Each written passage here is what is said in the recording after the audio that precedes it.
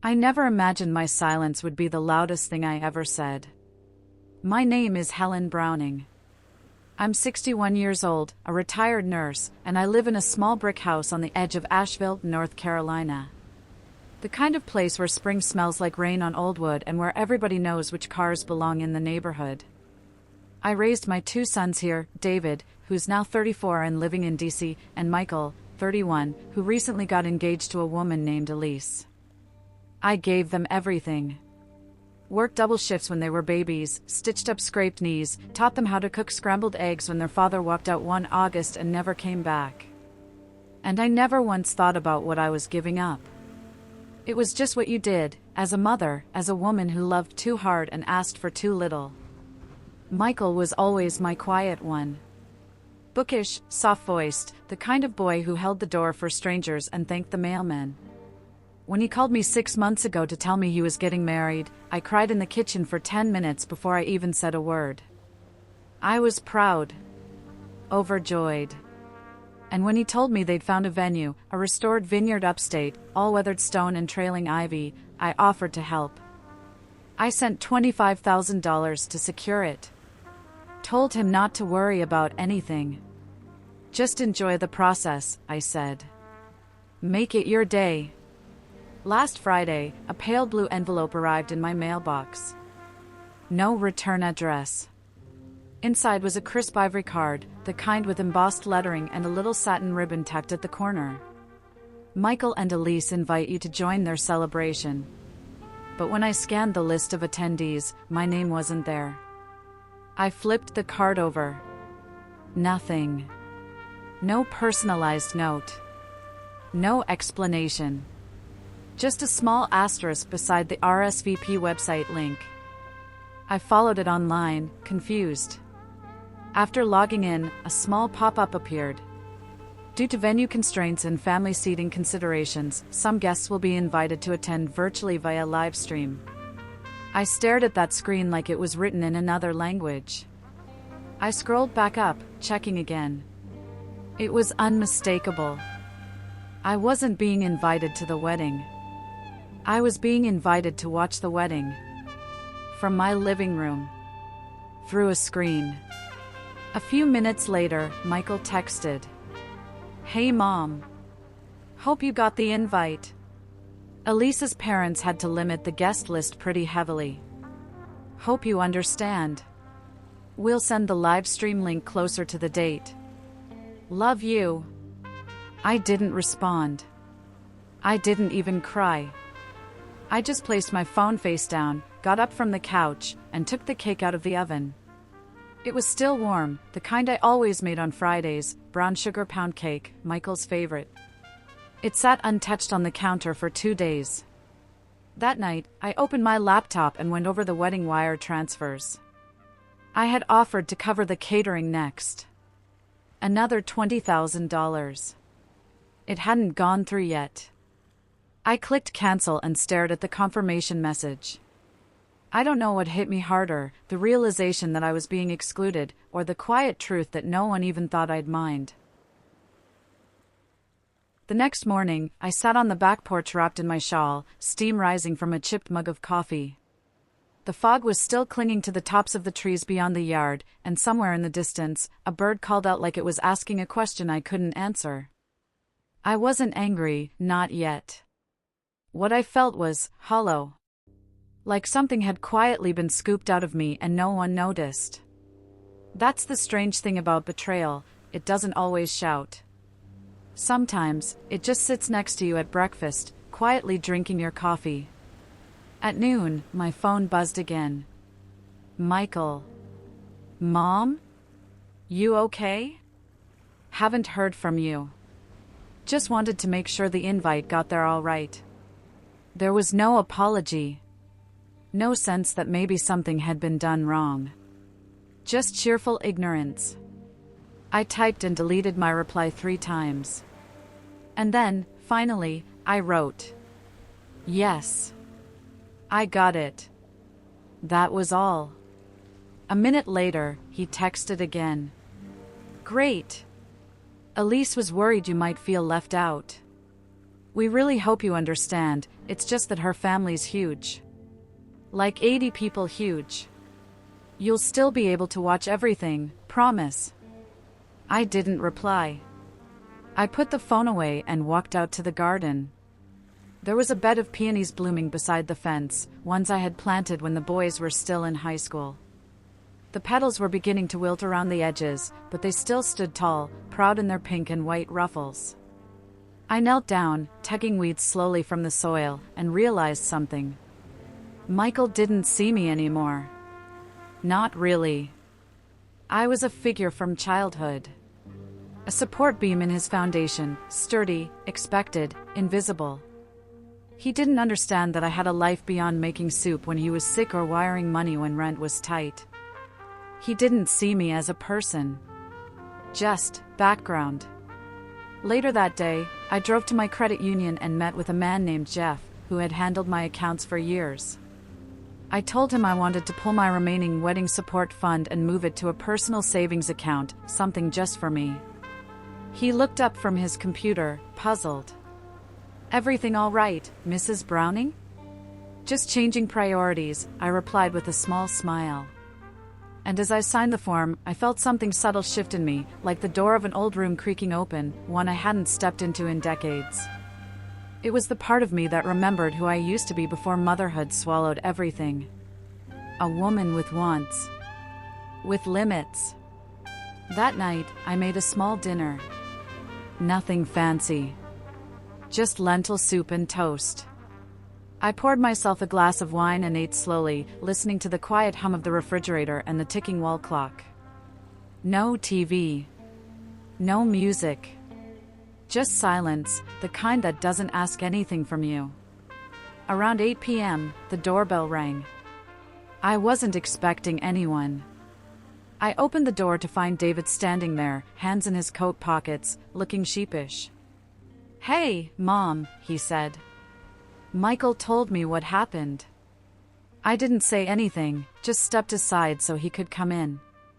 He sat at the kitchen table, glancing around like he was looking for the right words. "It's messed up," he finally said. "I mean, live stream?" "Really?" "I'm aware," I replied, pouring another glass and offering it. He shook his head. "Mom," he said, softer now, "did you really pull the funding?" I nodded once. David leaned back in the chair, rubbing his face. Michael's in full panic mode. Elisa's family didn't expect to cover anything. They're trying to renegotiate everything. Caterer, chairs, even the dress fittings got pushed. Her mom called Michael crying this morning. I let that hang in the air. "I'm not trying to guilt you," he added quickly. I think they thought you'd never say no. Like, ever." "That's the problem," I said, and my voice surprised even me. Steady. Cold. They were right, until now. He nodded slowly, as if something was finally dawning on him. "You're not going, are you?" he asked. "I wasn't invited," I answered. "They said you could still come." "Only after I pulled the money." He looked down. "Yeah," he murmured. "That part doesn't feel great." "No," I agreed. "It doesn't." For a while, we sat in silence, both of us looking at the half-empty wineglass in front of me like it held all the answers. "You know what the worst part is?" I said after a long moment. "It's not even about the wedding." "Not really. It's the realization that somewhere along the way, I stopped being a mother and became a sponsor. A transaction. A line item in someone else's spreadsheet." David winced. "Damn." "Yeah," I said, smiling bitterly. "Damn." He left about an hour later. Before he did, he hugged me, tighter than he had in years.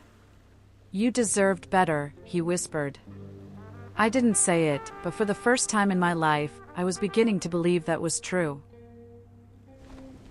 The morning after David's visit, I sat by the window with my tea, watching the wind rustle the curtains and the blue jays scatter from the feeder. The sun was just beginning to peek over the rooftops, but I had been awake for hours. I wasn't restless, I was awake in a way I hadn't been in years.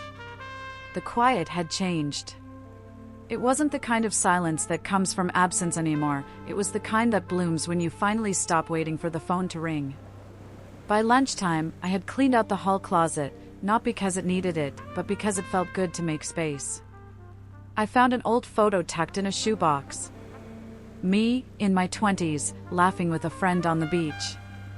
My hair wild with wind. No wedding ring. No baby on my hip.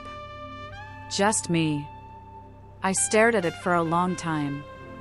That woman, she had vanished somewhere between PTA meetings and overnight ER shifts. But I think I was finally starting to find her again. That afternoon, I opened my laptop and logged into the wedding planning site I still had access to. I had been added early on as a contributor. There it was, their crumbling empire, overdue balances, downgraded vendors, venue notes marked tentative. A cold knot of irony twisted in my gut. Michael and Elise had built their dream on borrowed generosity. The kind they never thought would run dry. They forgot one thing, I wasn't a bottomless well. One particular note caught my eye, a payment schedule tied to a high-end honeymoon package. It was under my name. Elise must have assumed I'd just cover it like everything else. A safari lodge in South Africa. Spa add-ons. First-class flights. The balance hadn't been paid yet. I hovered over the cancel button and clicked. A notification popped up. Booking has been cancelled. Non-refundable deposit forfeited. I leaned back in my chair, breathing slow. Not out of spite.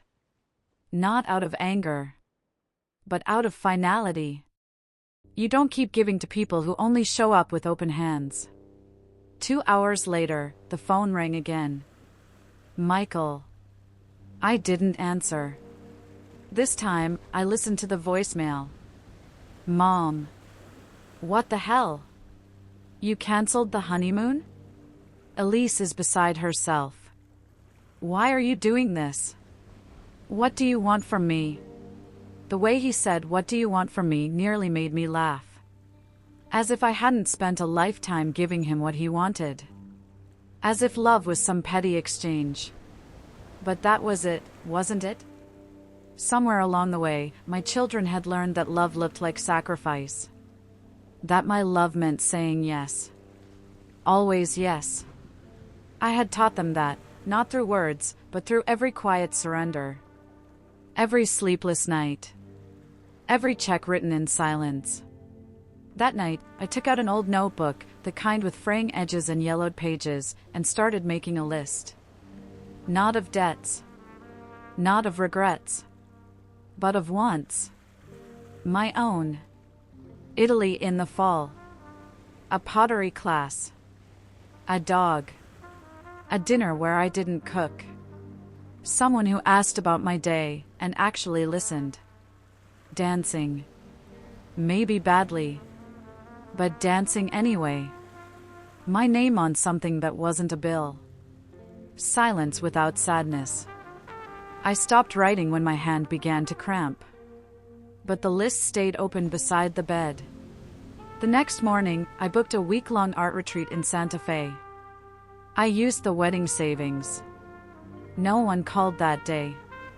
Not Michael. Not Elise. Not David. Just me and the radio humming quietly in the kitchen as I packed a suitcase I hadn't used in 3 years. The revenge wasn't loud. There were no slammed doors. No screaming matches. Just a slow withdrawal of something they had always assumed they were entitled to, me. They wanted my money. My time. My approval. But they didn't want me. Not really. So I took it all back. Santa Fe was unlike anywhere I'd ever been. Dry wind. Painted skies. People who smiled at you like they meant it. I stayed in a small adobe cottage tucked behind a gallery. The mornings smelled like sage and coffee. The nights buzzed with crickets and firelight. I spent my days shaping clay, turning cool earth into bowls and vases, and a lopsided little sculpture that looked more like a lemon than the bird I had intended. I laughed about it, out loud. In front of strangers. The sound startled me at first. It had been a long time. One afternoon, I met a woman named Janine, silver hair, paint-splattered jeans, eyes like dusk. She asked if I wanted to join her for dinner at a tapas place down the road. I almost said no out of habit.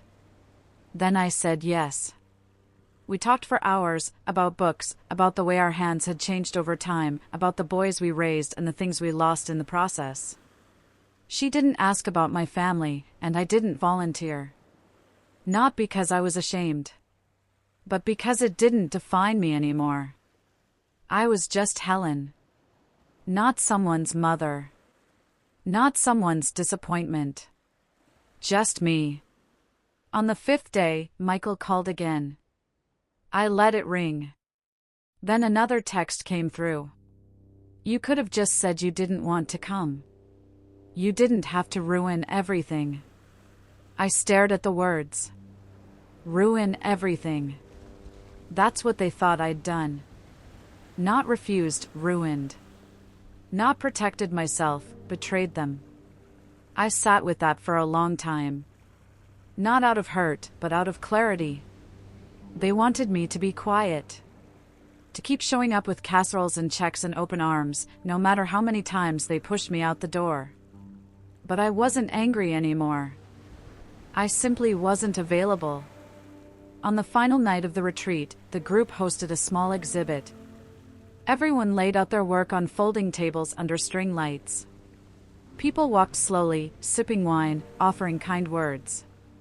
When someone stopped at my table and pointed to the lopsided bird and asked, "Is that for sale?" I smiled and said, "No. That one's just for me." The next morning, I flew home. No one was waiting at the airport. No messages. No apologies. I opened the front door, dropped my bags, and sat on the floor in the quiet. It didn't feel empty anymore. It felt mine. 2 weeks later, I received a postcard from Janine. There's a hiking group in Arizona. You'd fit right in.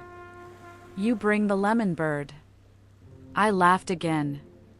And just like that, my life began to reshape, not in grand gestures, but in small, stubborn acts of choosing myself. Of learning the difference between loving your children and letting them hollow you out.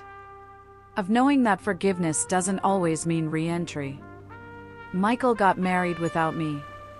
Elise wore a $400 knockoff version of the dress she had planned. The reception ran low on food, the caterer never confirmed. They never invited me back in. And I never knocked.